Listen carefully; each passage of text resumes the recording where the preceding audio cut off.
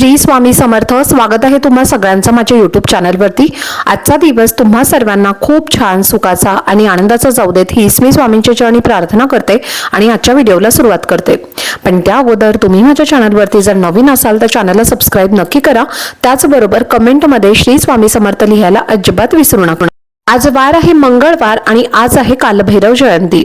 तर कालभैरव जे आहे तर ते भगवान शिवांचेच एक अवतार आहेत आणि भगवान शिवांचाच एक रुद्र अवतार असं सुद्धा आपण त्यांना म्हणतो। तर कालभैरवांचं जे वाहन आहे तर ते आहे कुत्रा आणि या दिवशी आपल्याला कुत्र्याला आवर्जून एक गोड चपाती खाऊ घालायची आहे। त्याचप्रमाणे काळा कुत्रा जर नसेल आणि इतर कोणत्याही कलरचा कुत्रा जर तुमच्या आजूबाजूला असेल तर त्याला सुद्धा तुम्हाला आवर्जून गोड चपाती खाऊ घालायची आहे। तसेच या दिवशी कुत्र्याला आपल्याला चुकून सुद्धा त्रास द्यायचा नाहीये। कालभैरव हे पापांकुशा सेवा जी आहे तर ती फक्त वर्षातून एकदाच आपण करत असतो, कारण याचा कुठल्याही प्रकारचा फोटो किंवा मूर्ती आपल्या देवघरामध्ये आपण ठेवत नाही। आपण फक्त यांची टाक स्वरूपामध्ये आपल्या देवघरामध्ये पूजाही करू शकतो आणि त्यामुळे आपल्या हातून कुठल्याही प्रकारची सेवाही होत नाही आपल्या घरामध्ये यांचा फोटो किंवा मूर्ती नसल्यामुळे। त्यामुळे आपल्याला या आजच्या दिवशी त्यांची होईल तेवढी सेवा, उपाय आणि आराधना आवर्जून करायची आहे, कारण या दिवशी जर आपण त्यांची पूजा केली तर आपल्या घरामध्ये जी काही नकारात्मकता आहे तर ती दूर होत असते आणि आपल्या घरावरती किंवा आपल्या घरातल्या व्यक्तींवरती कुठल्याही प्रकारचा तंत्र मंत्राचा प्रभाव सुद्धा पडत नाही। कालभैरवनाथ हे मंत्र यांचे देवता मानले जातात। अगदी मनोभावे यांची सेवा आणि उपासना केली तर भगवान शिवशंकरांचा आशीर्वाद सुद्धा आपल्यावरती सदैव राहत असतो। आणि कालभैरव जयंती जी आहे तर ती कालाष्टमीला साजरी केली जाते आणि ही जी जयंती आहे तर ती मंगळवारी आणि जर रविवारी आली तर या दिवसाला एक विशेष महत्त्व दिलं जातं आणि म्हणूनच आपल्याला या दिवशी त्यांची सेवा, उपासना, आराधना आणि काही उपाय जे आहेत तर ते करायचे आहेत। त्यामुळे त्यांचा सदैव आशीर्वाद आपल्यावरती राहत असतो। तर आजच्या व्हिडिओमध्ये तुम्हाला मी एक अतिशय प्रभावशाली आणि महत्त्वाचा उपाय शेअर करणार आहे। आपल्याला संध्याकाळी काळे तीळ अशा ठिकाणी अर्पण करायचे आहेत, त्यामुळे आपल्या घरामध्ये सुख, शांती, ऐश्वर्य नांदेल आणि आयुष्यातल्या सर्व प्रकारच्या अडचणी, दोष, संकट हे दूर होतील। असा हा एक अतिशय महत्त्वाचा आणि प्रभावी उपाय तुम्हाला मी आजच्या व्हिडिओमध्ये शेअर करणार आहे। त्यामुळे व्हिडिओ हा स्किप न करता शेवटपर्यंत नक्की पहा, जेणेकरून तुमच्यापर्यंत योग्य ती माहिती पोहोचेल। तर पहा, आज संध्याकाळी तुम्हाला हा उपाय करायचा आहे। 6:30 नंतर किंवा 6 नंतर प्रदोष वेळेमध्ये तुम्हाला हा उपाय करायचा आहे। प्रदोष काळी संकटांचा नाश करण्यासाठी, त्याचप्रमाणे दोष अडचणी दूर करण्यासाठी, आपले कोणी शत्रू असेल, शत्रू आपल्याला जे काही वर्षभर त्रास त्यांचा होत असेल, शत्रू हे गुपित असतील किंवा घरातले शत्रू आहेत आणि ते नेहमी आपला वाईट होण्याचा प्रयत्न करत असतील तर अशा शत्रूंचा तुम्हाला नाश करण्यासाठी, त्याचप्रमाणे आपल्या आयुष्यात सर्व अडचणी दूर करण्यासाठी आणि आपल्या घरामध्ये सुख, शांती, समृद्धी ही टिकत नसेल, पैसा टिकत नसेल, मतभेद, भांडणं, कटकटी यासारख्या जर गोष्टी तुमच्या घरामध्ये घडत असतील तर तुम्हाला हा उपाय आवर्जून करायचा आहे। जर अशा प्रकारच्या या गोष्टी आहेत तुमच्या घरामध्ये घडत असतील आणि तर तुमच्या घरामधल्या मुलांची प्रगती होत नाही आणि त्याचे परिणाम आपल्या मुलांवरती सुद्धा होत असतात। आपल्या घरामध्ये अनेक प्रकारचे दोष, कटकटी तयार होत असतात। यामुळे हे जर दोष दूर झाले नाहीत तर त्यासाठी तुम्हाला हा उपाय करायचा आहे। फक्त तुम्हाला एका मंत्राचा जप करायचा आहे आणि हा एक एवढा उपाय तुम्ही करून पहा।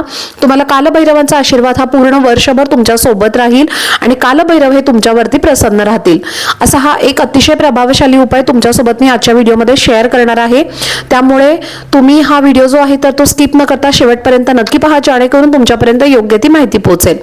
आता पहा, तुम्हाला जर कुठले उपाय करणं शक्य झालं नाही, जे काही उपाय तुमच्यासोबत मी शेअर केलेले आहेत त्यापैकी तुम्हाला एकही उपाय जर करणं शक्य झालं नाही तर तुम्हाला तुमच्या मनामध्ये फक्त कंटिन्युअसली ओम कालभैरवाय नमः, ओम कालभैरवाय नमः या मंत्राचा जास्तीत जास्त तुम्ही तुमच्या मनामध्ये जप करत राहा आणि हा जप केल्यामुळे सुद्धा तुमच्यावरती कालभैरव जे आहेत तर ते प्रसन्न होतील आणि तुम्हाला ते सदैव तुम्हाला आशीर्वाद सुद्धा देत राहतील। आता आपल्याला हा उपाय कसा करायचा आहे पहा। यासाठी तुम्हाला काळे तीळ घ्यायचे आहे। 2 प्रकारचे तीळ असतात, एक पांढरे तीळ आणि दुसरे काळे तीळ। आपल्याला काळेच तीळ घ्यायचे आहेत, पांढरे तीळ हे चुकून सुद्धा घ्यायचे नाहीये। त्यानंतर आपल्याला काळे तीळ जे घ्यायचे आहेत त्यानंतर आपल्याला काळे जे उडीद असतात तर ते सुद्धा आपल्याला घ्यायचे आहेत। काळे उडीद घ्यायचे आहेत, अख्खे काळे उडीद जे असतात तर ते आपल्याला घ्यायचे आहेत. त्यानंतर आपल्याला 1.25 मीटर काळ्या रंगाचा कपडा जो असतो तर तो तुम्हाला घ्यायचा आहे. सगळा तुम्हाला 1.25 या ग्रॅम मध्ये घ्यायचा आहे. म्हणजे जे आपण काळे तीळ घेतलेले आहेत तर ते 1.25 ग्रॅम मध्ये घ्यायचे आहेत. त्यानंतर जे आपण काळे उडीद घेतलेले आहेत तर ते सुद्धा तुम्हाला 1.25 ग्रॅम मध्ये घ्यायचे आहेत. आणि 1.25 मीटर तुम्हाला काळ्या रंगाचा जो कपडा आहे तर तो सुद्धा घ्यायचा आहे. असं 1.25 या प्रमाणामध्ये तुम्हाला हे जे काळे तीळ, काळे उडीद आणि 1.25 मीटर काळा कपडा जो आहे तर तो तुम्हाला घ्यायचा आहे. या कपड्यावरती कुठल्याही प्रकारची डिझाईन नको, हा कपडा प्लेन तुम्हाला घ्यायचा आहे. तुम्हाला इतर कुठल्याही रंगाचा जो कपडा आहे तर तो तुम्हाला घ्यायचा नाहीये, फक्त तुम्हाला काळ्या रंगाचाच कपडा घ्यायचा आहे. त्यानंतर तुम्हाला 1 रुपया ह्याच्यावरती कपड्यावरती ठेवायचा आहे. त्यानंतर 1.25 ग्रॅम काळे तीळ तुम्हाला या कपड्यावरती टाकायचं आहे. 1.25 ग्रॅम काळे उडीद तुम्हाला या कपड्यावरती टाकायचं आहे. त्याची एक पोटली तुम्हाला तयार करायची आहे. ही पोटली तयार केल्यानंतर तुम्हाला ती घ्यायची आहे. तुमच्या देवघरामध्ये सर्वप्रथम तुम्हाला दिवा हा प्रज्वलित करायचा आहे. मोहरीच्या तेलाचा दिवा लावणं शक्य झालं तर तो तुम्ही आवर्जून लावा. जर नाही झालं तर तुम्हाला जो कोणतं तुम्ही पूजेसाठी तेल वापरता तर ते तेल तुम्हाला वापरायचं आहे. आणि त्या तेलामध्ये तुम्हाला थोडीशी चिमूटभर काळी मोहरी टाकायची आहे. आणि त्यानंतर तुम्हाला धूप दीप अगरबत्ती सुद्धा लावायचा आहे. आसन घ्यायचं आहे, आसनावरती तुम्हाला बसायचं आहे. आणि ही जी पोटली आहे तर ती तुम्हाला तुमच्या उजव्या हातामध्ये घ्यायची आहे. उजव्या हातामध्ये घेतल्यानंतर कालभैरवाष्टकम तुम्हाला 3 वेळेला म्हणायचं आहे.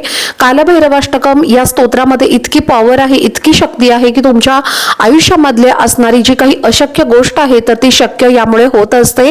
त्यामुळे तुम्हाला कालभैरवाष्टकम जे आहे तर ते तुम्हाला स्वामींच्या नित्यसेवेच्या तुम्हाला पुस्तकामध्ये मिळेल.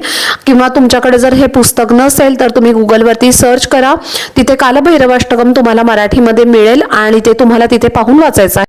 त्यानंतर तुम्हाला काय करायचं आहे, ती पोटली घ्यायची आहे आणि तुमच्या घराजवळ किंवा तुमच्या गावामध्ये जिथे कुठे कालभैरवांचं मंदिर असेल तर तिथे तुम्हाला ही पोटली घेऊन जायची आहे. त्यानंतर ही पोटली तुम्हाला त्यांच्या चरणी अर्पण करायची आहे, त्यांना नमस्कार करायचा आहे. ओम कालभैरवाय नमः असं म्हणत तुम्हाला ती पोटली त्यांच्या चरणाजवळ अर्पण करायची आहे. दोन्ही हात जोडून तुम्हाला प्रार्थना करायची आहे. तुमची जी काही इच्छा आहे मनामध्ये तर ती इच्छा तुम्हाला व्यक्त करायची आहे. तुमच्या घरामध्ये ज्या काही अडचणी आहेत किंवा तुमच्या आयुष्यामध्ये ज्या काही अडचणी आहेत, तुमच्या मुलांच्या अडचणी असतील, शत्रुबाधा असेल किंवा कोणत्याही प्रकारची अडचण असेल तर ती अडचण तुम्हाला कालभैरवनाथांना सांगायची आहे. तर हा उपाय केल्यानंतर पहा तुमच्या आयुष्यामध्ये नक्कीच चमत्कार घडून येईल. पण तुमच्या गावामध्ये कालभैरवनाथांचं जर मंदिर नसेल आणि मग त्यामुळे तुम्ही काय करू शकता तर भगवान शिवशंकरांचं मंदिर असेल तर तिथे जाऊन सुद्धा तुम्ही ही पोटली अर्पण करू शकता.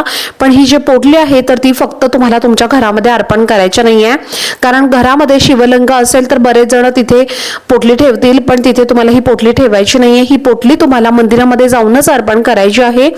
तर तुम्ही कालभैरवनाथांचं मंदिरात अर्पण करा किंवा मग तुमच्याकडे कालभैरवनाथांचं मंदिर नसेल तर मग शिव मंदिरामध्ये जाऊन तुम्ही अर्पण करा. आणि हा उपाय तुम्ही नक्की आज संध्याकाळी करून पहा. 6 नंतर संध्याकाळी तुम्हाला हा उपाय करायचा आहे. कालभैरव जयंती आज आहे तर तुम्ही आज संध्याकाळपासून तुम्हाला जेव्हा वेळ मिळेल तेव्हा रात्रीपर्यंत सुद्धा तुम्ही हा उपाय केव्हाही करू शकता. कारण आज आपण त्यांची जी काही सेवा उपाय करू तर ती इतर वर्षामध्ये किंवा इतर वर्षातल्या कोणत्याही दिवसामध्ये आपण कधीच करत नाही. त्यामुळे या दिवशी तुम्ही नक्की आवर्जून करा, कारण हे तंत्र मंत्र विद्येचे देवता हे कालभैरव देवता मानले जातात. संकटांचा नाश करणारे पापांकुशा मंत्रांचं नामस्मरण आपल्याला करायचं आहे. सूतक असेल तर तुम्हाला हा उपाय करता येणार नाही. तर चला, झालेली सेवा ही मी स्वामी महाराजांची चरणी अर्पण करते. आजचा व्हिडिओ जर तुम्हाला आवडला असेल तर व्हिडिओला जास्तीत जास्त लाईक, शेअर आणि चॅनलला सबस्क्राईब नक्की करा. भेटूया पुढच्या व्हिडिओमध्ये. तोपर्यंत सर्वांना श्री स्वामी समर्थ.